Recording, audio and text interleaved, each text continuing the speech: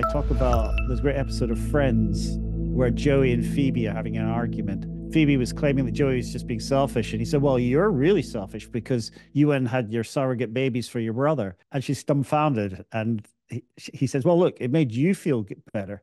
And she said, yes, of course it did. And he said, well, therefore, that makes you selfish. So I think that's the kind of, the irony of the whole kind of thing about altruism. Is it ever really a truly altruistic act?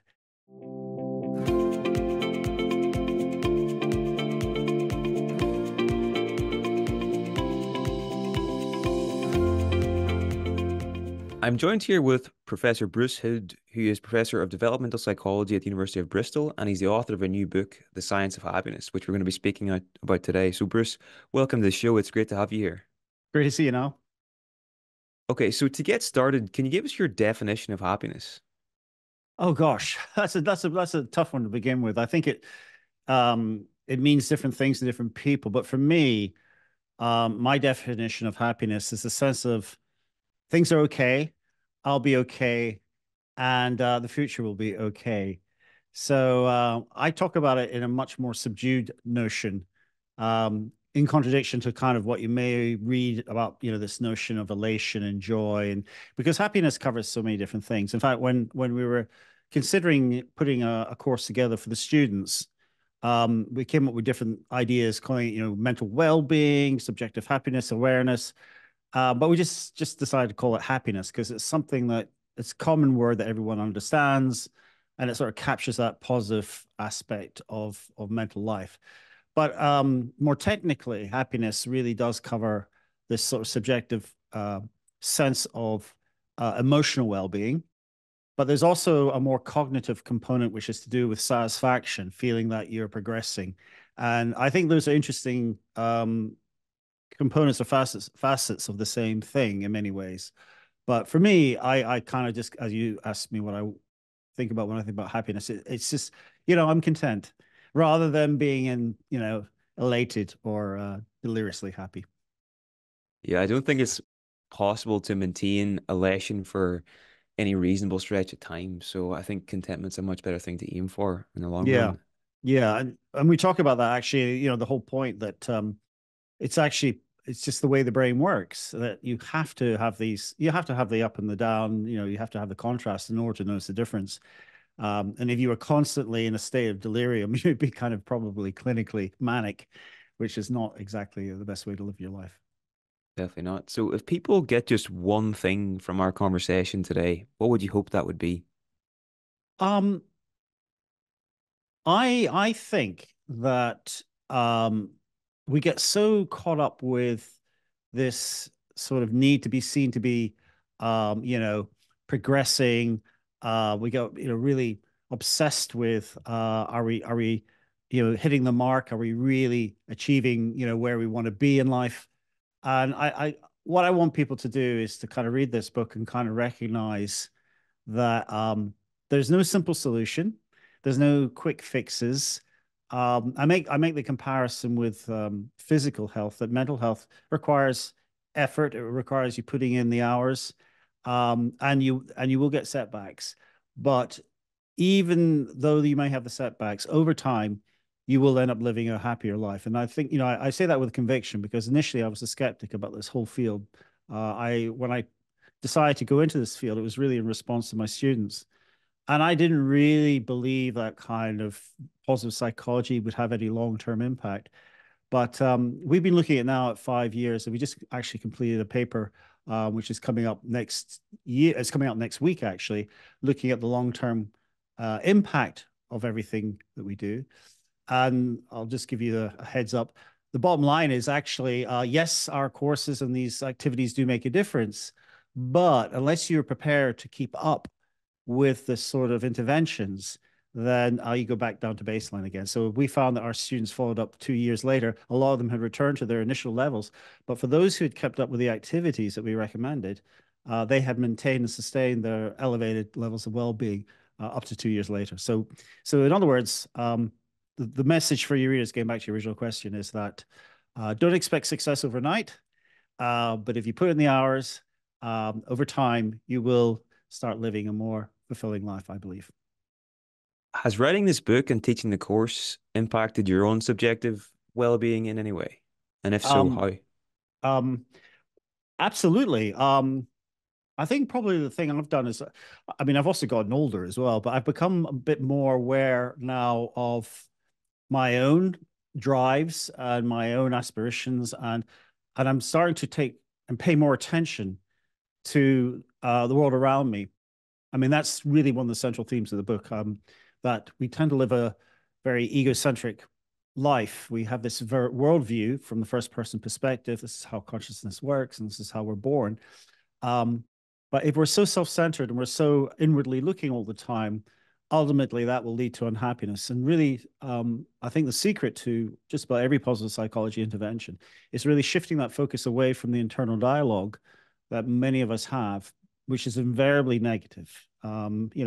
Yeah, we can have moments of positive self-congratulations, but a lot of the time, given the way that our brains are really focused on problems, if we were always inwardly looking all the time, then I think that's a kind of a problem. So for me, I've definitely become more aware of of life outside of myself, if you like. There's a chapter called "Get Out of Your Head," and it is really this sort of growing awareness that um, there's so much out there that we just miss because our attention is we're on autopilot a lot of the time, and we're just not really paying attention to the important things. And I know this is nothing new. I mean, this is captured in all these sorts of cliches, wake up and smell the roses and all those sorts of things. But the way I've tried to explain this in the book is to, first of all, based on studies and some of the neurophysiology that we understand what's going on. It's all evidence-based, everything I'm saying. But put it into a framework, which I think was actually never really self-evident, or it was never very clear in the literature. People say, oh, go and do gratitude, or go do kindness, or meditate, or all these sorts of things which are all supposed to be good for you. There was never really any unifying theme, and that's why I thought a book which was really talking about the development of self, the evolution of our species, this kind of contradiction between being very sociable but yet very competitive, how that sort of plays out. So I think that's really kind of the contribution to the field, as it were. For sure, it's not like your usual happiness book anyway, and I didn't see much in there about the usual things like gratitude and all the rest. They are important, but it's been said and said 1,000 times. Um, Something else that I can't help but notice there. So I can see your books behind you there. Yeah, I know. I see Super Shameless. Sense, I see Possessed, I see The Self Illusion, Yeah. and I'm just curious, is there a central thread that has woven through all of these different books that you've written that you've picked up Yeah. on?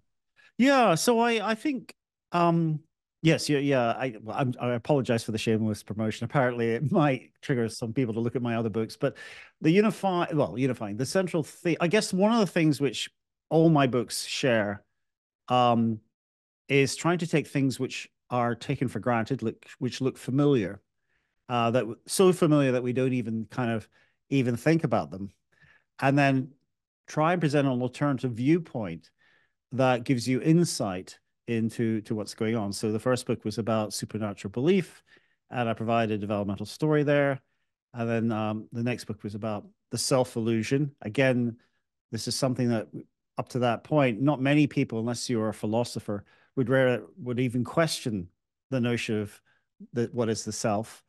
Um, and then the book on the domesticated brain, how we actually have been self-domesticating, and then possessions, about ownership, something that we just use every day, but we never really consider how weird ownership is. And I suppose what I'm saying is that everything I've written about, I've approached with, well, this looks familiar to you, but actually, what's really fascinating is are all these mechanisms that you probably never thought about that actually explain some of the peculiarities of ownership and belief in the supernatural and so on. And so that's really what I've tried to do in my writing, is to take things and just cast them in a new light that people wouldn't have normally considered. Very cool. Now, let's take the opposite approach here. So the book's about the science of happiness, but Yeah. something I wanted to ask you is if you were giving somebody a prescription for a miserable life, what would be the key points that you'd recommend that they do if they wanted to be absolutely miserable? Well, that's a great question. I didn't anticipate that. How to make someone miserable? Okay, well, just let me just give you a bit of a little bit of a history behind positive psychology because I can't take credit for it. It's a field that's been going for at least 30 years before I jumped into it. Marty Seligman is often credited as being one of the kind of pioneers of the field, along with Csikszentmihalyi and Ed Diner and a bunch of others. But interestingly, the emergence of the movement has all been kind of placed on his presidential address to the American Psychological Society because Seligman had been working on depression for many, many decades. And apparently, it's maybe an apocryphal story, but he talks about when his daughter said, "Daddy, why are you working on misery? Why you should be working on happiness?" And he had this kind of epiphany. Yeah, maybe I should be working on happiness. So it's sort of the basic of what your question is. What is it about? What is it about happiness, and how do you actually make someone miserable? Well, the answer is actually we do know. A lot of it is well established. Things like taking away control. Control is probably one of the central things I think in happiness. When you take control away from people, you put them in circumstances such as you imprison them, or you put them in dire financial straits. Then this induces anxiety. Part of our emotional systems are really drives. The word emotion and motivation have the same origin, which is means to move, and so our brain is motivated to solve problems and avoid conflicts. I mean, ultimately, the brain is here to kind of make sure that we live long enough to propagate our genes. So we're on the lookout for problems all the time to solve, and that's why we have a negativity bias that I talk about in the book. And to kind of get the urge to do anything, we have these emotions which motivate us to do things. So that can be fear, it can be fright, it can be all those sort of negative things, which are really warning signals saying, look, you've got to do something to change it. But if you put people in a situation where you take away the ability to cope, then that induces stress. So when you take away that, you get this perception of no control.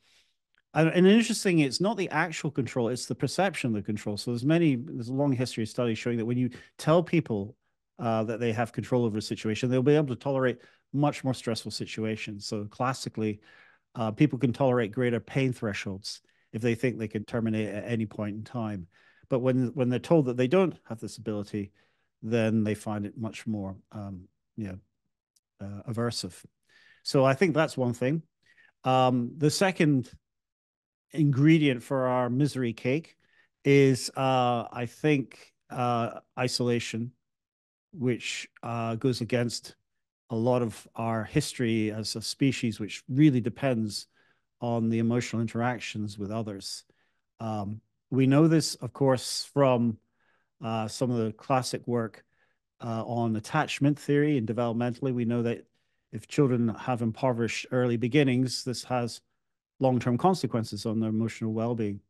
And obviously well, not obviously, but probably one of the most dramatic examples of that is the work done on the Romanian orphans out of past 30, 40 years. Well, they're 30-year-olds now, these orphans. But Michael Rudder, the psychiatrist in London, studied these children and showed that even though they may develop eventually equal intellectual abilities and they recover a lot from their early social impoverished environments, they still have a legacy of personality deficits. So I think social isolation is probably in many ways the most aversive thing you can do. Nelson Mandela wrote about it famously in his autobiography, The Long Walk to Freedom, that he knew prisoners who would rather be tortured physically than spend time in solitary confinement. So I think that social isolation is definitely up there as some of the things to do. So yeah, I think those two alone would make someone a pretty miserable person, to be honest. So if we flip those around, if you want to be relatively happy, you should aim for a good locus of control over what you're doing, and also to be really socially connected with people around you. Yeah, well, certainly, I think I think that the control factor is an interesting one because as I say, it's a perception of control. And I think that the comparisons or the situations we put ourselves into, in many ways, can manipulate that sense of control. Uh, I talk about social comparison in the book, and part of the problem with social media is it presents unrealistic comparisons. And so you might feel that you're spiraling out of control because you don't seem to have the same level of um, you know, controls for one another that others have over their lives. Our lives seem to be beyond our own situation. But the trouble is we never really understand or know the full story or the backstory for everyone. So we just assume that they seem to have their act together much better than we do. When in reality, everyone walks around with a legacy of unresolved issues and regrets and things they could have done better and feeling that they haven't what they want necessarily because of our tendency to draw social comparisons all the time. And so the kind of idealized notions of other people's lives. You mentioned there about the Romanian orphanages that were discovered after the communist dictatorship came down in the 90s. To what extent is lasting happiness possible without secure attachment? Because I interview a lot of clinical psychologists, and it seems to be in mental health, that seems to be one of, if not the most important variable in well-being. So do you think it's possible to have lasting happiness without secure attachment? Um, well, I think there are some individuals for whom it's not such a priority. There's always going to be variation, but for ourselves as a norm, I would suggest that yeah, we do need to have social attachment. We need to have social integration, social supports, and I don't think it's any coincidence that the happiest countries in the world, the Nordic countries, are the ones which have the greatest level of social support, and the ones which are generally less happy are not necessarily financially less well off, but they tend to be more isolated in terms of their interactions. So it doesn't surprise me that the clinicians would argue that that's the case. Yeah, we all need people, and we all need each other.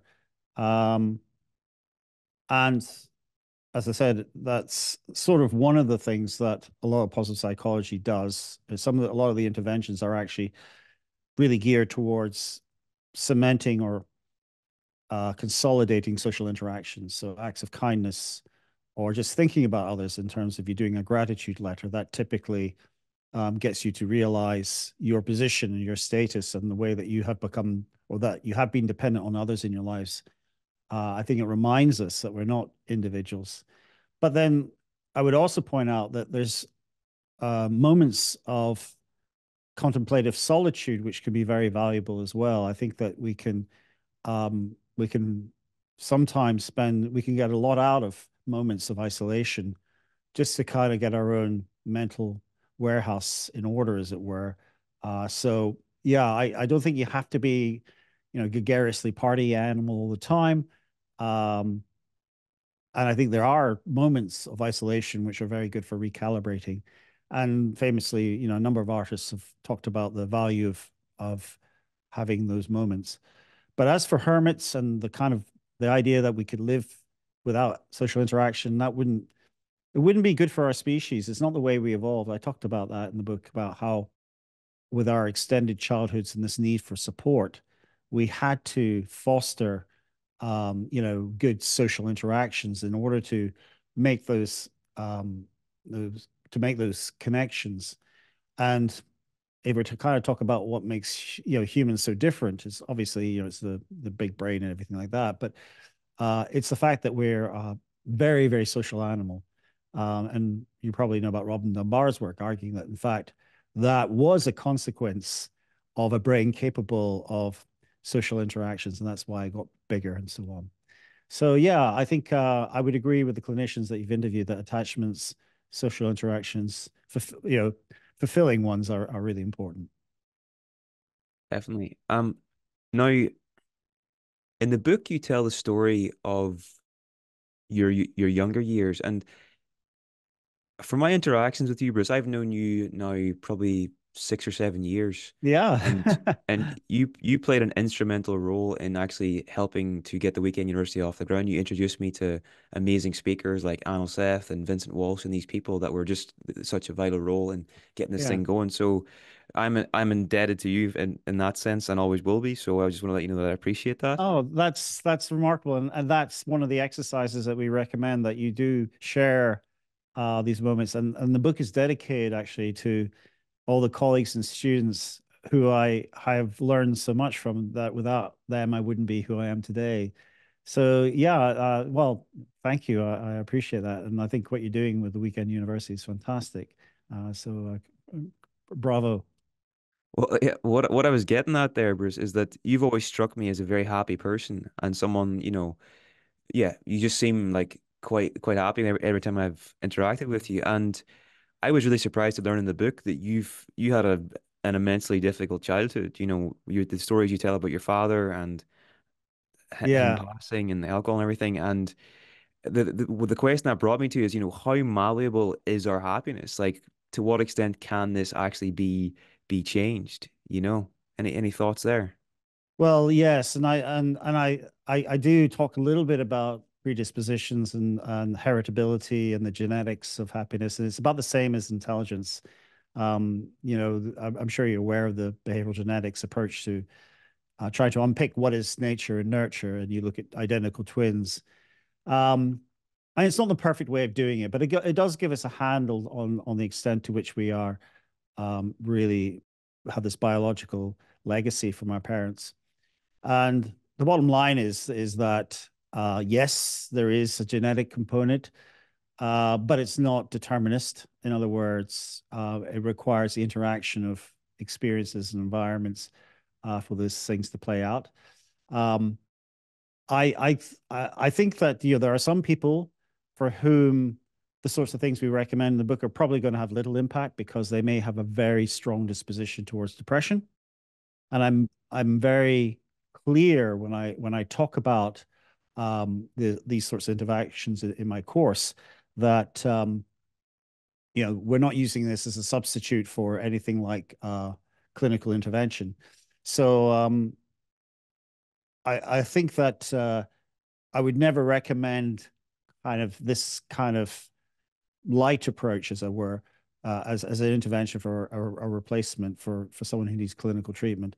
But that said, a lot of the most effective treatments for people with depression are often psychological. CBT, I'm sure you've spoken to many people on that, is not bad. It does work. So yeah, I think it as a kind of recipe for living a better life, which is really what the book is about. I think it's more about kind of getting the reader to recognize and calibrate and ask themselves, well, why do I do what I do? What's motivating me? So that's what the purpose of the book is. Interesting. Did Was there anything that really surprised you whenever you were researching and writing this book or teaching the course? Does anything stand out when I ask that question? Well, yeah, I must admit, I didn't know much about I wasn't aware of the default mode network at the time, which struck me as a really fascinating bit of neuroscience. And just to briefly talk about it, it was this discovery that when you're not actually task focused, your brain doesn't take a rest.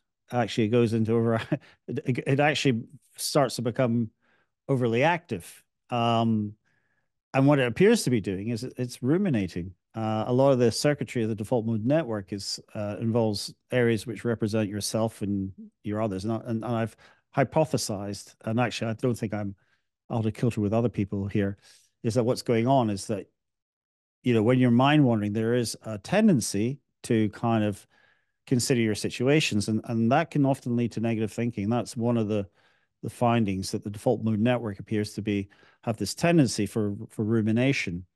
But things like, and there's a couple of activities which seem to work on this, meditation and things which induce states of flow, and also uh, walking in nature, they seem to attenuate the activity of this default mode network. So that to me was really interesting, and it sort of struck me as a potentially causal kind of mechanism there. Although obviously I'm simplifying it in a number of ways. Interesting.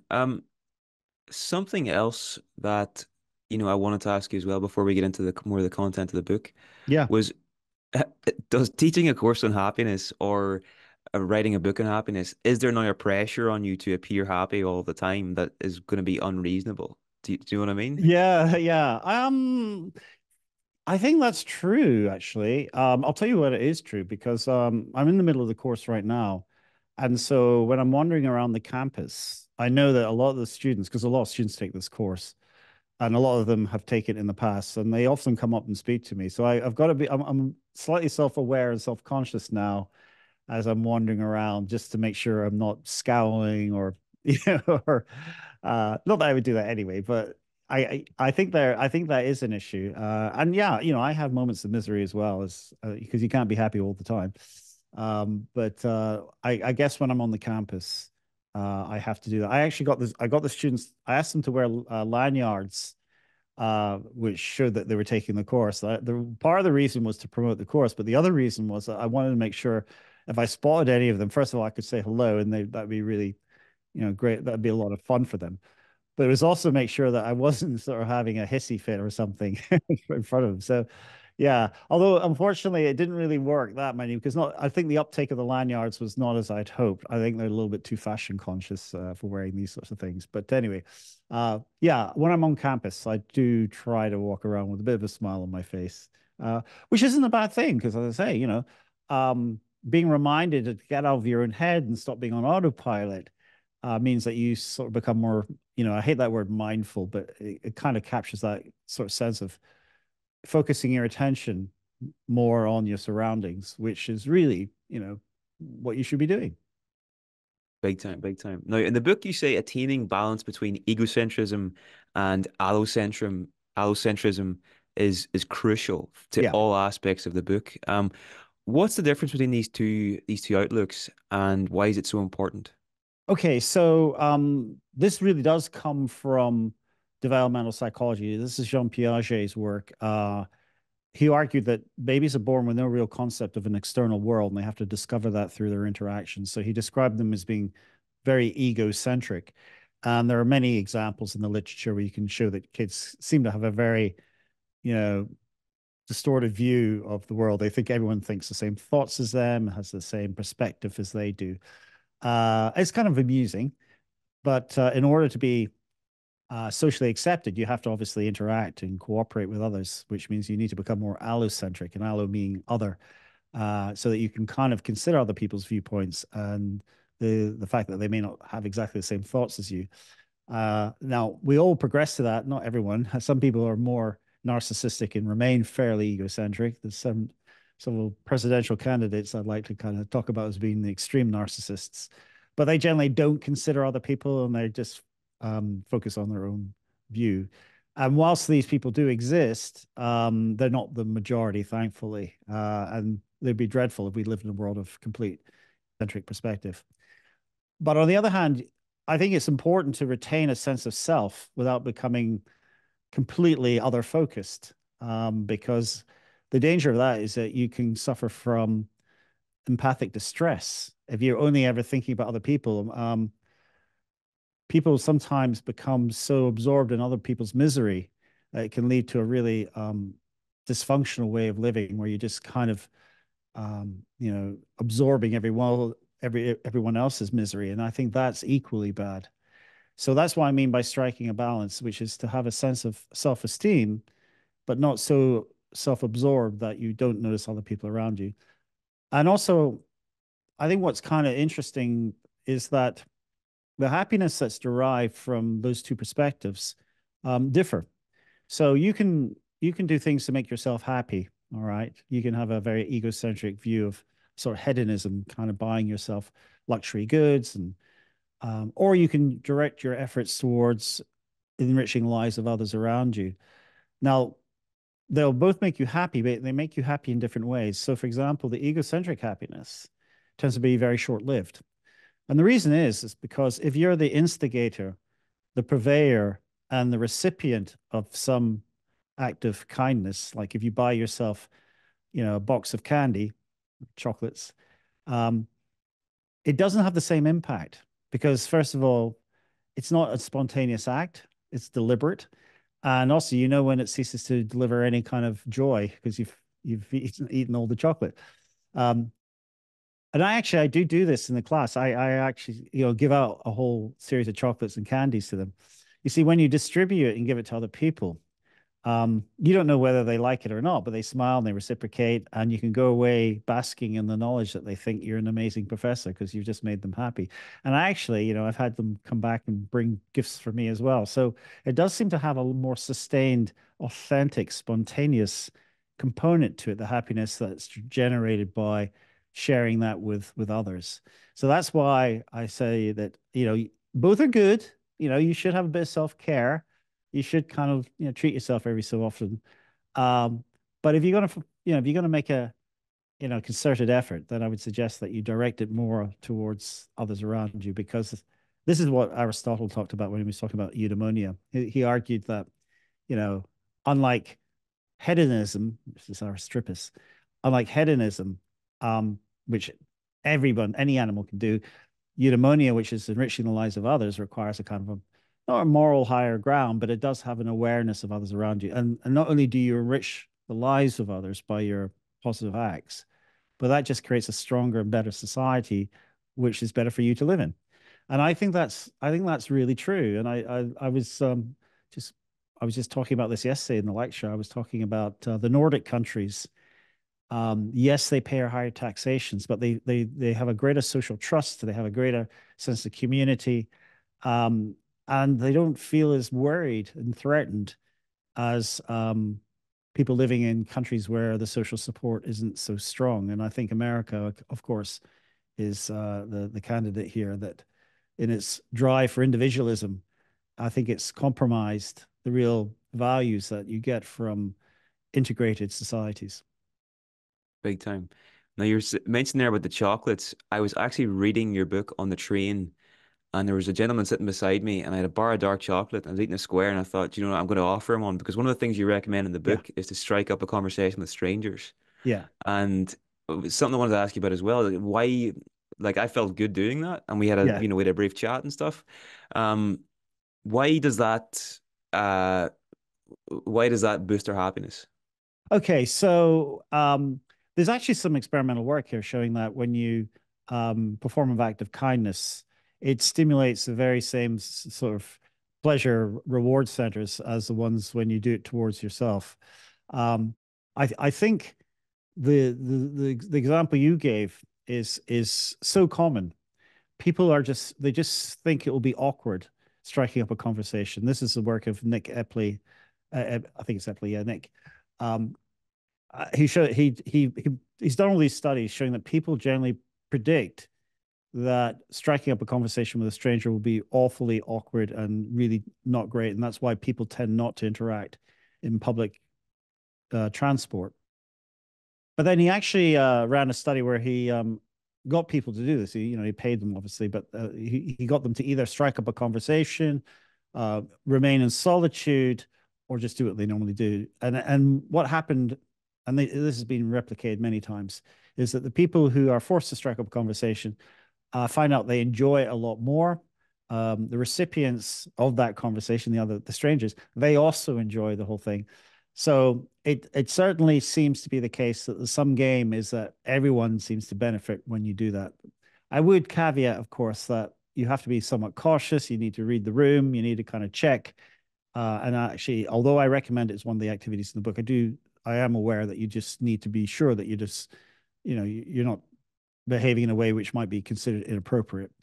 But in most instances, it will be a pretty positive event. And the reason, as I said, is because this is work looking at what's going on in your brain when you're doing this, is that actually you're stimulating the same reward centers because self and other become merged. This is this ego allocentric dimension that I was talking about. So in effect, when you're helping others, you're helping yourself. There's a great episode I talk about there's a great episode of Friends, the sitcom comedy, which was a big hit during the 90s and 20s, um, where Joey and Phoebe are having an argument. And Phoebe was claiming that Joey was just being selfish. And he said, well, you're really selfish because you went and had your surrogate babies for your brother. And she's dumbfounded. And he says, well, look, it made you feel better. And she said, yes, of course it did. And he said, well, therefore, that makes you selfish. So I think that's the kind of, the irony of the whole kind of thing about altruism. Is it ever really a truly altruistic act? And arguably, the way I've just framed it, probably not, because if you're getting some emotional benefit from it, then in a sense, it's not selfless. But does it really matter? I don't think so. I don't think it does matter. I think if both the parties are benefiting from it, then yeah, that's great. And there's a great quote by Abraham Lincoln: "When I do good, I feel good, and that's my religion." So I this is again something that's been known for a long, long time, that acts of kindness, altruism, not only make others feel better, but make yourself feel better too. Going back to the Phoebe and Joey example, Yeah, what comes to mind for me there is this comes down to our definition of self. So if you define yourself as this, isolated individual ego in your own mind, yeah, then it's a different it's a different outlook than defining yourself as belonging to something bigger. And you've read a book called The Self Illusion, which mm. looks at how this constructed self is essentially an illusion. So could you maybe give us your understanding of what the self is and why this is important whenever we're thinking about happiness? Okay, so people have misunderstood. Not everyone, but I think there's a general misconception that illusion means there's nothing there. What an illusion in my terminology is, it's not what it seems. And what I mean by that is that everyone has an experience of an integrated, coherent self with free will. That's the common sense of self. But what I argue in the book is that actually that is constantly changing. It's constructed by context. It's influenced by things that we're not even aware of because often they're unconscious. So in no sense can it be an entity which is independent of its constituent components. And I think that's true because we are surprised when somebody seems to change so radically through either disease or damage or drugs to the brain, and they're just not themselves. Or if you get something like dementia, people seem to their personalities change, and so you can see that it is actually a constructed entity in the sense that all these things can be deconstructed. But for me to define the self, I think of it really as, and I've used this before, it's a serial interface. It's a narrative. It's an actor between the complexity of all the unconscious processes and the complexity of the external world. In order to be able to maneuver and interact and coordinate all these parallel processes, which are unconscious mostly, they're brought to the fore in the sense of consciousness, and that's the experience of the actor. This is the phenomenology of conscious awareness. And I know you've been speaking to Noel, Seth. That's what we experience as the self. And that is necessary in order to kind of interact, first of all, with each other, but also interact with an ultimately complex external world. So it's a kind of, as I say, it's a serial interface between the parallel worlds of the unconscious processes and the external complexities. And that's what we experience. But nonetheless, it is one which is constructed. It's an emergent property in many ways. It can rewrite itself every day, every morning when we wake up. It seems to have remarkable consistency. We don't even think we'll change. There's a wonderful demonstration called the End of History Illusion that people they can recognize that they were different 10 years ago. So they say, yeah, I used to think something differently. Um, and everyone thinks that. But if you say, will you be the same person in 5, 10 years? Everyone says, yeah, of course I'll be the same person. And that's the irony, of course, because it doesn't matter what age you are, you think you're always going to be the same person in the future, even though retrospectively we all recognize that we do change. So it's kind of this, it's an interesting, um, and it's universal, and it's the way that our minds work. We evolved this capacity for self-awareness, um, but it is an illusion nonetheless, in that it's not what it seems. Because most people, when you ask them about the self, they think they've got this coherent, integrated, non-changing entity with free will and choices and all these things. And I tend towards the camp where we're a little bit more determinist than we appreciate. Interesting. Can you tell me about the difference between the I self and the me self, and maybe tell us about the story of Clive Wearing here as well? Yeah, so I think that's a fascinating clinical case. So the I self and the me self comes from William James, who I'm a big fan of his. William James is just one of these giants in the field. In many ways, is the founder of Western psychology, I feel. Um, he drew this distinction between conscious phenomenology or awareness called the I self, and the me self is the autobiography of who we are. So if we are asked to talk about ourselves, we typically will give a summary of the autobiography, where we grew up and what our preferences are and what teams we support. This is content information which is stored in our memories, all our experiences. The I self is that conscious awareness of the present moment in time. And that draws upon the repository of knowledge which is stored in long term memory. So I use the example if I've asked someone to tell me what their favorite ice cream is or choose between vanilla and chocolate, you can see the two components of self being operated there because there's an awareness of being asked the question, formulating an answer, and giving a response. That's present moment consciousness. But in order to answer that question, you have to draw upon all your previous experiences and memories of what you prefer between chocolate and vanilla. And that, of course, is information which is stored in the repository.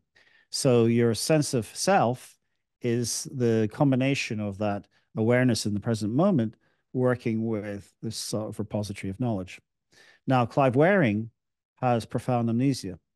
And in his situation, he cannot lay down new memories, or at least he cannot consciously lay down new memories. For him, his awareness, and he's documented this, is that he lives in the present moment and it lasts for only about 7 seconds. And then he's forgotten what's happened just up to 7 seconds ago. Um, and it's quite distressing. You see him because he just seems to be constantly caught in this groundhog day of suddenly I am aware. So he keeps a diary to try and keep track of his daily routines, and it's just a listing of it's now 10:45. I am now awake for the first time in my life, and he scores it out. A couple of minutes later, I am now awake now, and then scores out, and so on and so forth. So he is in this constant living in the moment without any sense of of history other than the information which was stored prior to his injury. His injury was an infection in the brain of herpes simplex, and that caused this profound amnesia. And this happened, I think, nearly 40 years ago. I think he's still alive. But yeah, it's a tragic but fascinating case to show the distinction of why we need to the distinction between I and me self, but why we need to have that kind of communication between the two entities. Because once that's broken, then you become this conscious being, but without any sense of history. Sure.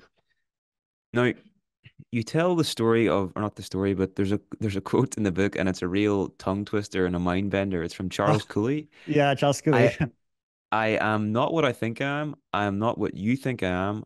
I am what I think that you think that I am. Yeah, Am I that's getting that right. right? Yeah, that's right. It's recursive. Okay, so and I think this is really interesting. I think this is really interesting and relevant to what I mentioned earlier about social media. Um, who we are is, and especially if we are very socially oriented, and I agree that some of us do vary on this dimension, uh, is really a reflection of how we think we're perceived. And so, who I think I am is really what I think you think I am. If we get me. So that's why it's a recursive kind of question. Now, the reason that's interesting for social media is because it turns out that there's a lot of there's a lot being said about it. People are worried about it. We keep seeing it in the news that the current crisis in mental health is because of social media and so on.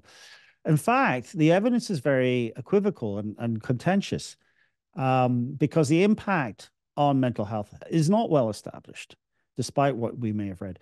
But, and there's a study, quite, I think, a very good one by a bunch of people in Oxford and London, showing that there does appear to be a cohort for whom it does appear problematic. And surprise, surprise, it's adolescents, or it's the sort of 18 to 24 group. And it's in particular those individuals who score very highly on being socially oriented. In other words, who place a lot of value on the opinions of others. And for them, that's why social media is problematic, because it presents this unrealistic view of other people's lives. So you will feel inadequate if you value what other people's opinions are. Another good example is that people take a lot of selfies, and for the people who are really socially fixated on what other people think, they don't enjoy the events as much when they're doing the selfies. The reason being is that they're not paying attention to the event; they're paying more attention to getting the photograph just right, and so they're more concerned with how they're looking than actually engaging with the activity. So yeah, the mirror self that Cooley was talking about is this tendency to rely very heavily on the perceptions of others, which of course are in themselves distortions of what you're projecting towards them. When I was 21, I did a trek to Machu Picchu. It was like a 5 day trek. Yeah, It was a bit of a struggle to get there, like 5 days, like camping out under the stars and stuff. It was incredible. But I'll never forget arriving there on the morning. We got up like 4 a.m. to like make sure we were first in the park. We get in there. It was amazing, really just incredible magical experience. But a few hours later, there was like a busload of like American tourists that sort of just like skipped the trek, just came. And I'll never forget watching this one lady. She comes out of the bus, she's got her iPad, she sort yeah, of strolls along, and she doesn't really look around her. The first thing she does, she takes out the iPad and she just sets up the selfie. And it's like you've just traveled halfway across the world yeah, and you're more interested in what other yeah. people think about you being here than you actually being here. And I think that says a lot about our generation. Yeah, yeah, it is. It's really distorted, and that's the real problem with the technology. It's taken us away from the sheer enjoyment and immersion in the world because we're living our lives online, and I think that's kind of what the issue is. Not the screen time per se, although if you're on your computer, I mean, I actually ban the phones in my lectures. Um, and when people pull their phones out, I really have a go at them. And I think there's a growing swell of opinion, certainly amongst performers, that they don't want to see their audience on their phones because there's nothing worse than trying to connect emotionally with someone whose attention is actually diverted entirely elsewhere. So that's the real issue, I think, with social media. Not so much people really concerned about the content, pornography, and the extreme content. That's not. I'm not so concerned about that. I'm not suggesting it's trivial, but I'm more concerned about the way it's changing our interactions in a way that's very pernicious. Big time, big time. Now, you mentioned enjoyment and immersion there and how these technologies are kind of taking us away from that. And something that I was surprised to learn in the book as well is your metal detecting hobby that you have. I thought that was really Yeah, cool. And you found a coin of yeah. Marcus Aurelius. Can you tell us about that and how this impacted you? Yeah, totally true story. I didn't contrive it for the book. It's absolutely true story. I used to do metal detect as a young boy. And things I moved away and I set off on my career path. But during the lockdown, I started to watch videos of metal detectorists again. Actually on TikTok of all things. I've just been slugging off social media, but of course I'm equally guilty as charged because I am on there occasionally. But I remember it rekindled in me the fascination of this kind of strange hobby. And of course, I watched this TV series called The Detectorists on the BBC, which is it's like very soothing, great British comic drama. Anyway, um, so I took up metal detecting again, and I'm very fortunate. I live in a beautiful rural area of Somerset, and I'm very close to the city of Bath, which is, of course, one of the major Roman cities. Anyway, I was out one day. It was actually on my birthday, and I was detecting on the field. And I dug down and I found a Roman coin, and I'd found maybe half a dozen, but they're all kind of small. But this one was a big one. It's called a sestertius, which is quite a large coin.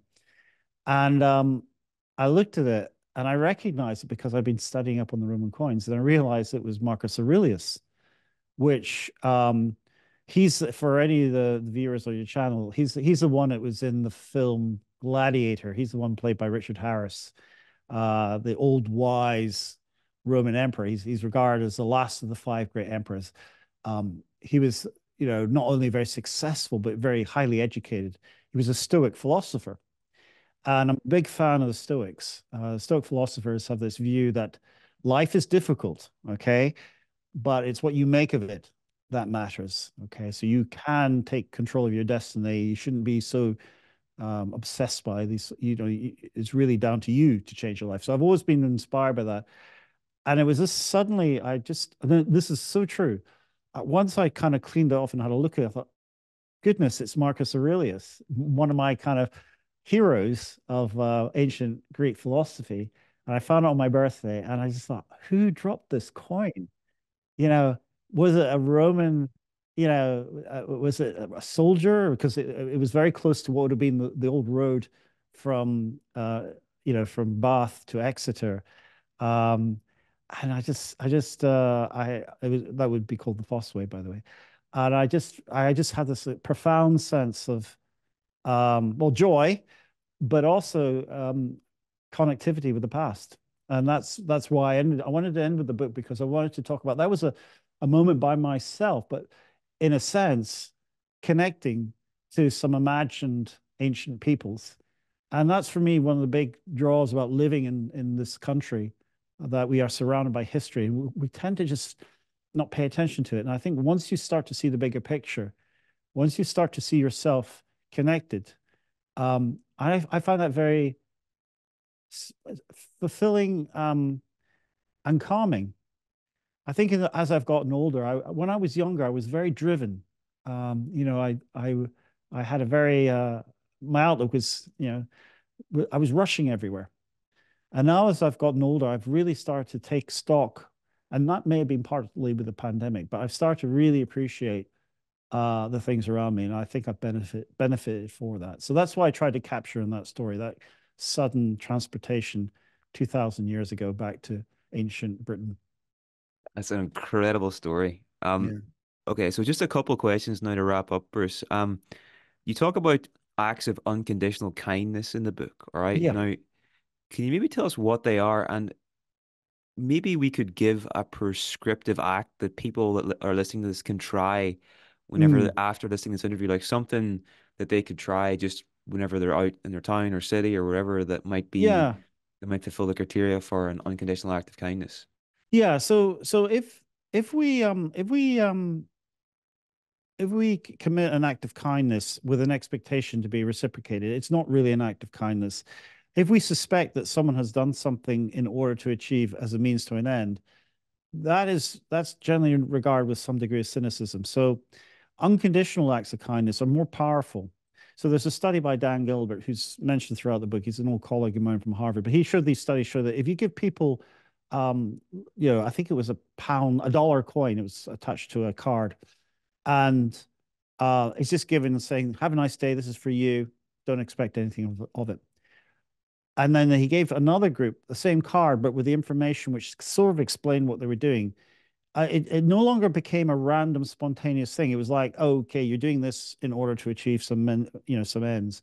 So when it's explained away, it kind of reduces the impact of it. But if it's kind of unconditional, spontaneous, then it sort of reignites a sense of wonder.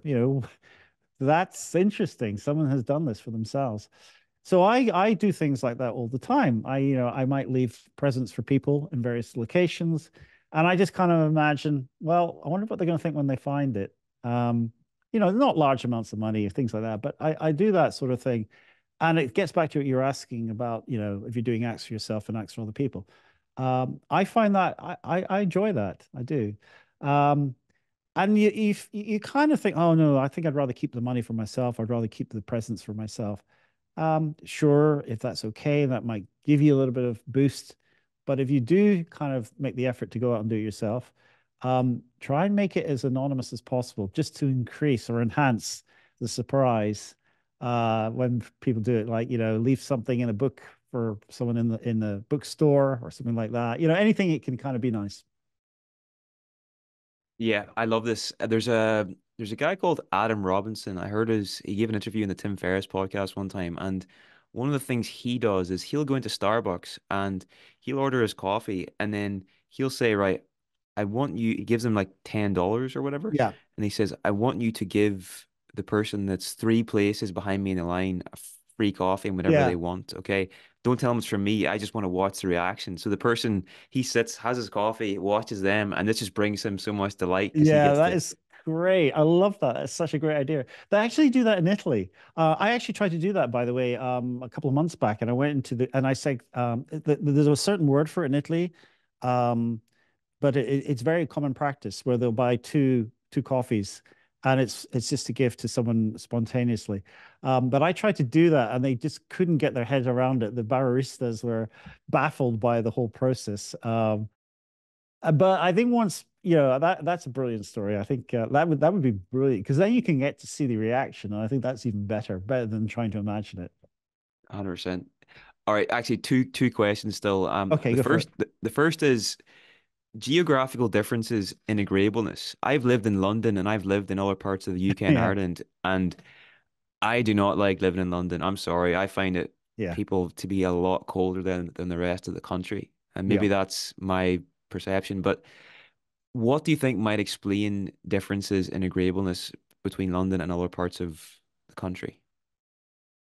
Well, um, I think there's no single answer here. There's a multitude of issues. I think the biggest problem for large metropolises is inequalities, and I think that creates tensions which lead to kind of fear. And I think that's what's going on. People are generally fearful and don't communicate and don't talk to people when they live in these large cities. So I think that's part of the issue. When you get to a certain size, um, the commute. I mean, if you go on the commute, you'll just see no one talks to each other, and indeed, anyone who does is considered suspicious or after something as well. So I think it could be just a consequence of living in density. But I think it needs to be combined with the sense of inequalities because I don't see what in itself why the numbers of people should matter. But I think that when you have perceptions of inequality, then that leads to people being fearful. And then that, I think, just translates into a general apprehension about talking. Now, what's interesting enough, of course, is that, and this is, I'm sure you've seen this, you must have experienced this, when the train breaks down or when there's some event which disrupts that, people then can actually start talking to each other. And it's actually surprising how well they can get on. But everyone goes around with this sort of what's called a pluralistic ignorance, which is the assumption that you shouldn't talk to anyone else, and anyone who does that must be sort of a bit weird. Um, but again, that comes down to a lack of social trust, and a fear of the unknown and the expectation that you are going to be perceived as being a threat, when in fact that's not the case at all. For sure. When I lived there, like in the morning, like say I was walking down the street and there was just, it was a neighborhood and there was only a couple of people.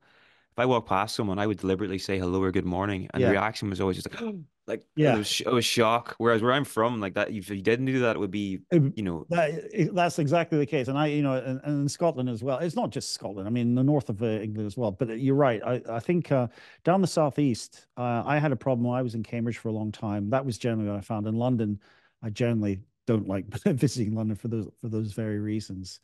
But you're right. That's the norm.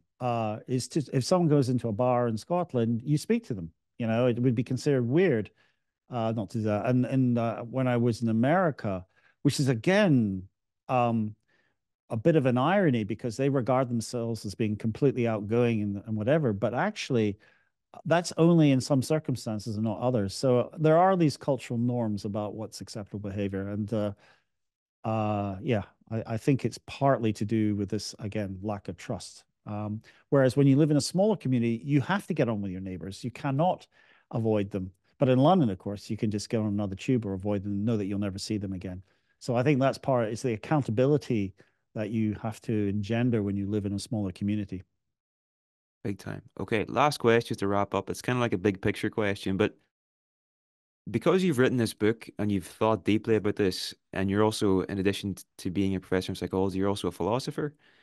Whenever you look back, let's fast forward to the final day of your life. How will you know that you've lived a good life? What are your kind of metrics there? What will you be thinking about on that last day about, and how will you know you lived a good life? Well, hopefully I won't have any regrets. I don't, I mean, I've made mistakes. I've hurt people. I've done things which given the chance, sorry, I would change. And I think everyone would have those sorts of thoughts. But for me, I guess my sense of achievement would be contributing to, I think, a greater understanding of what makes us who we are. That's why I'm in higher education. I could have pursued alternative careers. And I've seen people who have pursued alternative careers where it's all driven by finance and status. Um, but ultimately, that tends to be less satisfying. And I even today, I could die tomorrow. Um, I don't know how I'd feel on my deathbed, in all honesty, but I do take great satisfaction at seeing successes in the students that I've taught over the years. And there's a sort of, I mean, that's one of the things I really love. When I see a paper I've written being cited, then I know I've contributed or I've changed the way that someone else thinks in the world. And that I think that gives me an immense sense of joy. I read I came across a paper and they were talking about the self illusion and they'd applied it in a way I hadn't thought about it. And I thought that not only had I educated someone, but I'd actually changed the way that they thought about something that had in itself led to innovation. So I guess I see this as this endeavor that every academic would like to do, which is to, stand on the shoulders of giants, to use that cliche, but to contribute overall to the advancement of our understanding of who we are and the universe at large. Well, you're certainly doing that, Bruce, and it's a delight to speak with you again. So I want to wish you the very best with a new book. Where would you recommend people to get a copy online, and where can they find you online as well? Well, if you have your preferred independent bookseller, because I'm always keen to see, that's fine. But realistically, most people buy it on Amazon, which is understandable. But do take the time to go and see your local bookseller if you get it. I think independent booksellers are a dying breed, and I think they provide a very good service. But if not, you can buy it online, and I'm very visible online. If you Google my name, you'll find me. So yeah, please. I think this is probably in many ways my most important book because I think it speaks to a much wider audience at a time when it's a time of uncertainty. We're in a world which seems very threatening. And I think that what I'm suggesting can actually make a difference. So that's why I think it's probably an important book to have. For sure. Okay. Thank you very much, Bruce, and we'll talk soon. Great. Thanks, Niall. I really appreciate it. Thank you for listening, and I hope you enjoyed the show. If you'd like to hear the full version, you can do so with the Weekend University Premium membership. This gets you access to our mastered library of over 5 years of psychology conferences, including over 230 talks and interviews with the world's leading psychologists, professors, and authors, unlimited CPD certification, transcripts, quizzes, premium passes for our annual conference, online courses with Richard Schwartz and Deb Dana, and more.